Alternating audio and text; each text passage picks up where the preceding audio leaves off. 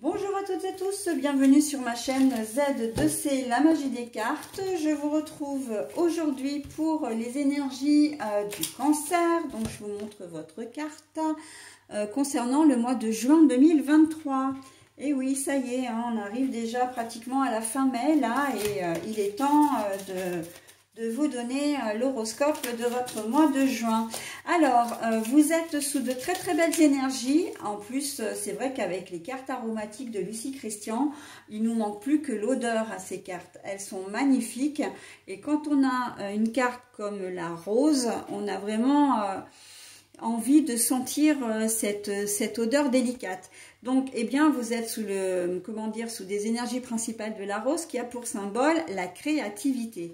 Alors, quand j'ai retourné la carte, je me suis dit, waouh, c'est vraiment, excellent parce que vous allez faire preuve d'imagination, aussi bien dans le domaine professionnel que dans le domaine relationnel. Hein, donc, qui dit relationnel, ça englobe tout. Vous serez un excellent médiateur pour dénouer des tensions entre des personnes ou de régler des situations. Je pense qu'il y a des gens qui vont vraiment pouvoir compter sur vous pour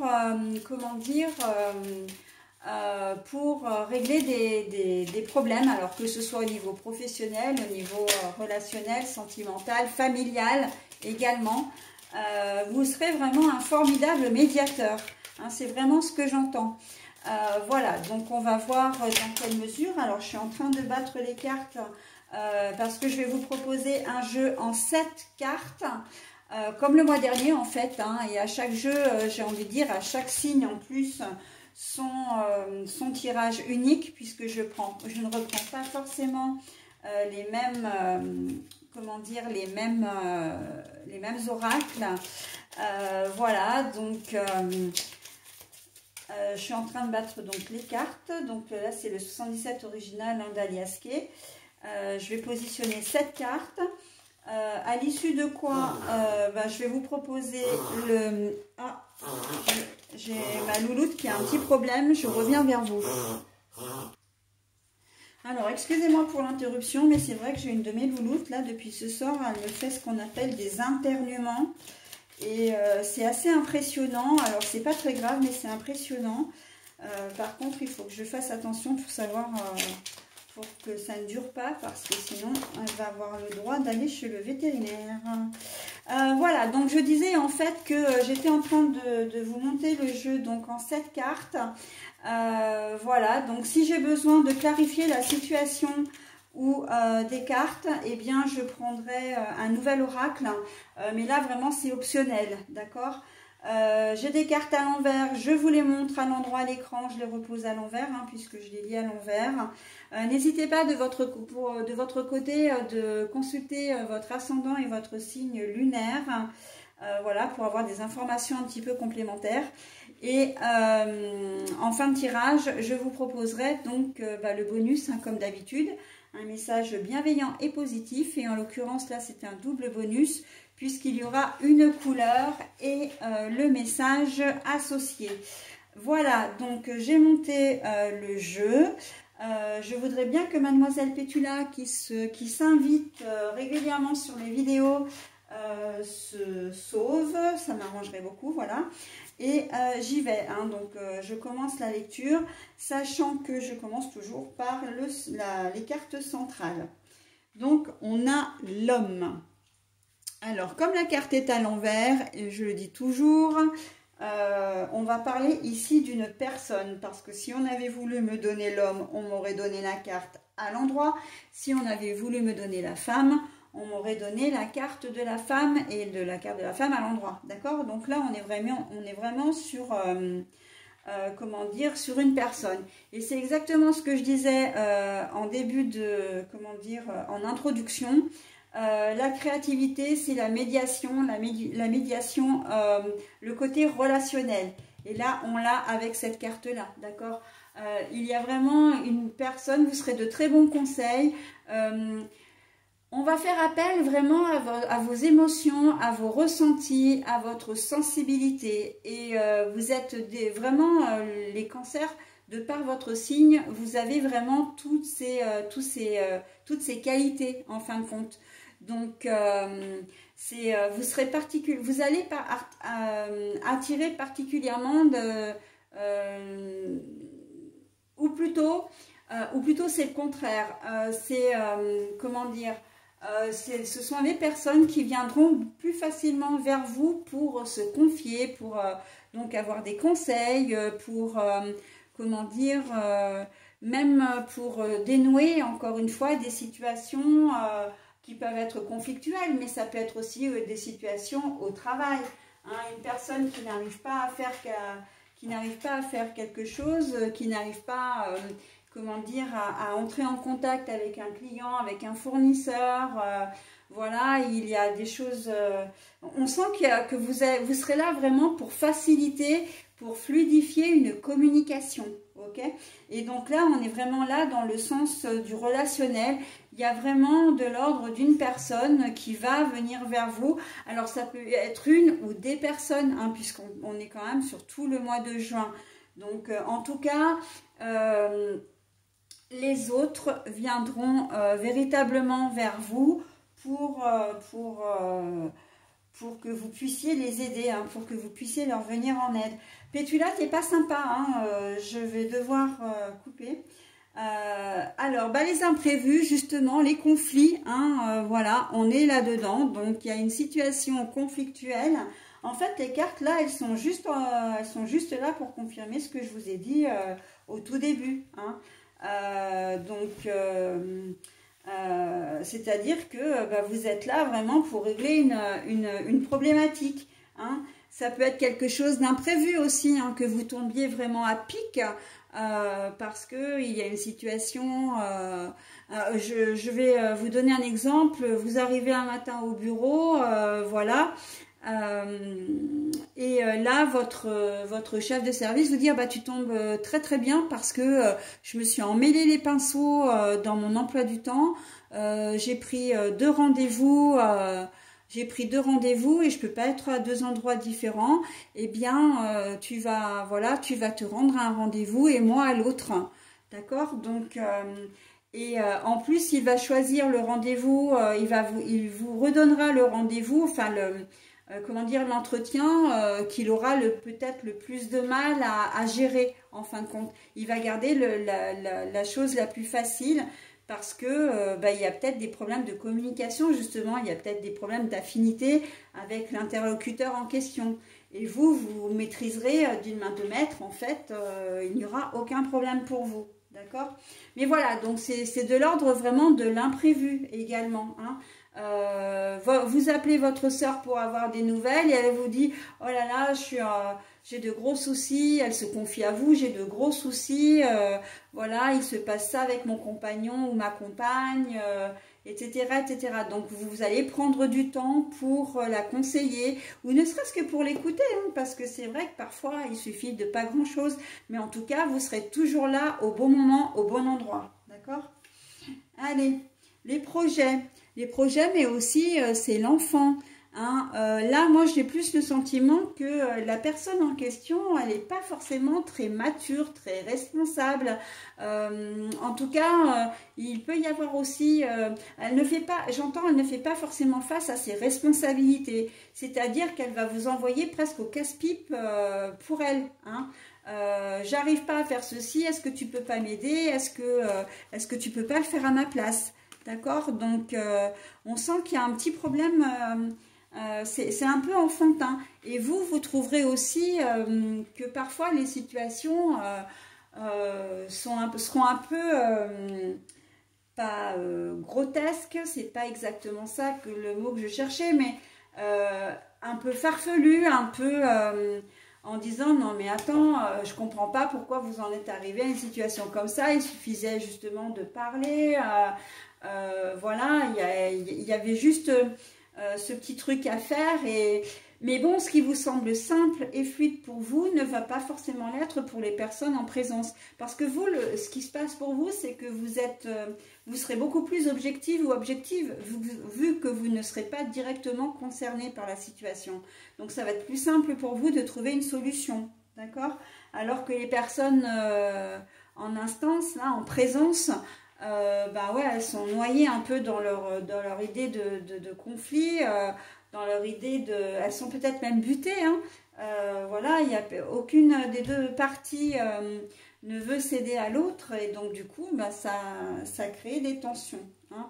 Je vois vraiment la notion client, entreprise, enfin, vous êtes au boulot, c'est votre chef, voilà, il n'arrive peut-être pas à se faire entendre ou comprendre, le client c'est pareil, enfin, il peut y avoir des enjeux quand même, hein, des enjeux de rupture de contrat, des enjeux de rupture de relation, voilà, donc c'est vrai que là, vous allez avoir peut-être une certaine responsabilité sur vos épaules, hein, mes amis Cancer, mais en même temps, c'est quelque chose qui va vous rendre fier, hein. Ça va être, comment dire, une grande richesse pour vous d'arriver à régler des situations, ok. On va faire appel vraiment à votre côté à votre côté psychologue, hein, entre guillemets. Voilà, votre côté compréhension, diplomatie, etc. D'ailleurs, et ça je le dis depuis le début, hein, si on s'adresse à vous, c'est qu'il y a forcément une raison, hein. Si les gens se tournent vers vous, voilà, bah, l'été, hein, l'été là c'est l'île en fait. Il se peut quand même qu'à un certain moment vous vous sentiez un petit peu, que vous viviez un petit peu un moment de solitude, hein, de vous dire mais mince, je suis partagée entre le marteau et l'enclume, hein, mais en fait pourquoi je suis là-dedans, quoi? Pourquoi on me met au milieu? Pourquoi on se confie à moi? On peut on peut partager avec vous des confidences un peu lourdes, hein, du style votre sœur qui vous annonce qu'elle a trompé son conjoint, par exemple, ou sa conjointe, ou que voilà, que ce soit votre beau-frère ou comment dire, le conjoint ou la conjointe de votre meilleur ami qui vous confie quelque chose. Et là, vraiment, vous êtes peut-être pas forcément très très bien parce que vous vous dites, mais je fais quoi de ce qu'on me dit? Je fais quoi de ce qu'on me confie, hein?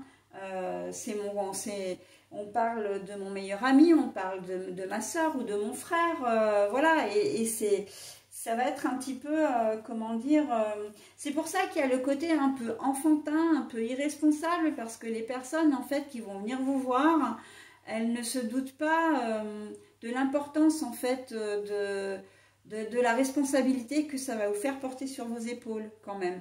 Mais vous arriverez, vous, vraiment à trouver vraiment, comment dire, des solutions, hein. On n'oublie pas qu'on est sous la délicatesse de la rose, hein.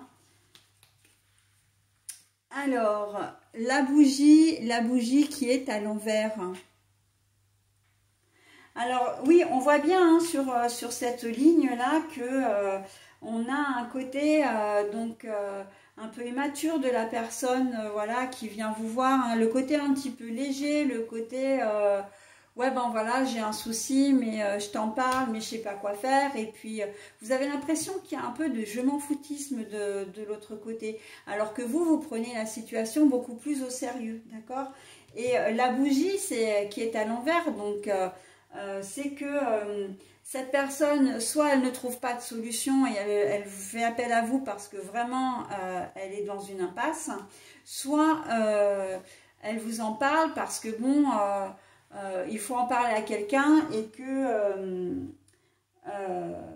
elle espère que vous fassiez le travail à sa place, la réconciliation ou le boulot à sa place, d'accord.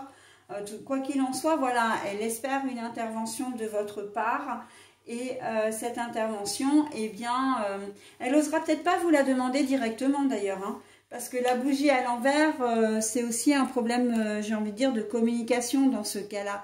C'est-à-dire qu'on s'ouvre, on demande, on communique clairement. Là, la carte est à l'envers, donc, pardon. La personne, justement, dans ce côté un petit peu immature et irresponsable, elle va vous faire des sous-entendus, elle va vous faire, voilà, vous raconter son histoire. Vous serez peut-être, comment dire, un peu au bureau des pleurs, hein, très clairement, c'est ce que j'entends. Et c'est vous qui allez vous proposer, voilà, parce que vous vous sentirez presque obligé, hein, d'une certaine manière. Mais surtout si c'est quelqu'un que, voilà, c'est le conjoint de votre meilleur ami qui vient en disant, oui, j'ai fait ça, du coup, je sais pas quoi faire, parce qu'en fait, j'aime ta meilleure amie ou ton meilleur ami, voilà. Mais bon... elle va pas vous demander, cette personne ne va pas vous demander clairement est-ce que tu peux parler à ton meilleur ami, enfin à ton meilleur ami, ou voilà, faire amende honorable pour moi, etc. Mais dans sa façon de s'exprimer, eh bien, vous allez comprendre très vite que c'est effectivement le but de la conversation, de vous confier un secret. Et puis maintenant, puis il y a de l'ordre aussi de l'immaturité dans le sens où la personne qui va vous confier, qui va vous faire des confidences, c'est très bien qu'elle vous fait une confidence et que c'est quelque chose d'un petit peu de lourd, hein. Donc il peut y avoir aussi cette configuration-là, de dire, et que justement c'est parce qu'elle vous confie ça que bah, vous allez vous sentir obligé peut-être d'agir parce que vous allez avoir l'impression d'être divisé, hein, de dire bah oui mais moi je suis au courant, c'est quand même mon meilleur ami ou ma meilleure amie, maintenant je fais quoi de cette révélation, ok? Donc... et pour certains d'entre vous, il y a une certaine loyauté qui va se détacher un petit peu de tout ça, enfin qui va prendre le pas. Et vous aurez à cœur d'aider aussi, sans contrepartie, parce que de toute façon, on voit bien que vous n'êtes pas du tout dans cette idée-là, mais simplement parce que bah, vous ne voulez pas que la personne qui vous est vraiment chère souffre. Et puis, vous aimez bien que les choses soient claires et que tout aille bien, en fin de compte, hein. Donc, dans le côté professionnel, parce que c'est vrai que j'en ai pas beaucoup parlé, on est un peu dans le même cas.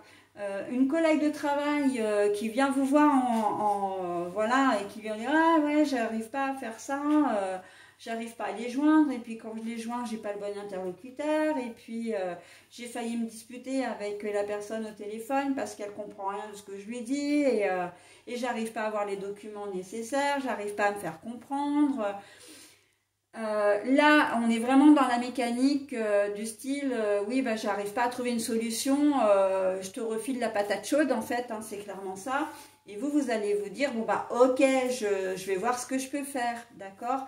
Mais il y a parce que vous avez ce côté loyal, mais le loyal envers le travail, le fait que vous aimez bien que le travail soit bien fait, de garder de bonnes relations avec le client en question, ou le patient, parce que ça peut être un patient également, et que voilà, vous avez à cœur de régler le conflit pour que tout aille bien, hein. Il y a vraiment cette envie de ne pas être pollué aussi indéfiniment, voilà. Donc, ouais. Donc, signature et compte. Bah oui, signature. Alors, la signature est à l'envers, hein. Ça veut dire qu'il n'y a pas de contrat, il n'y a pas il n'y a pas d'obligation. C'est-à-dire que c'est vous. Alors, il n'y a pas d'obligation, c'est assez ambigu en fait, du coup, parce que on va pas vous demander les choses de manière très claire. Mais d'un autre côté, vous allez quand même vous sentir obligé, d'accord? En tout cas, vous allez vous proposer. Donc, voilà, là, la signature à l'envers, elle est là pour dire, ok, on m'a rien demandé, j'ai pas d'obligation, mais je le fais de manière volontaire. Je le fais en toute conscience, et je le fais de manière, comment dire... j'ai mangé le mot, volontaire, de manière consciente, sans obligation, mais voilà, je le fais parce que je veux bien le faire. Mais dans certaines situations, effectivement, vous pouvez être amené à être un peu plus ou moins obligé parce qu'on vous le propose, on vous amène la situation de telle façon que vous avez du mal vous aurez du mal à refuser, ou en tout cas vous aurez du mal à ne pas vous proposer votre aide, ok? Donc le côté relationnel là, va être très fort, hein. Là, pour vous. Et le A, donc le A, la vague, donc c'est... si vous acceptez tout ça, c'est parce que vous avez envie, comment dire, de voir ailleurs, vous avez envie de voir autre chose, vous avez envie de voir, comment dire, de vous sentir utile aussi, hein, de garder une certaine autonomie.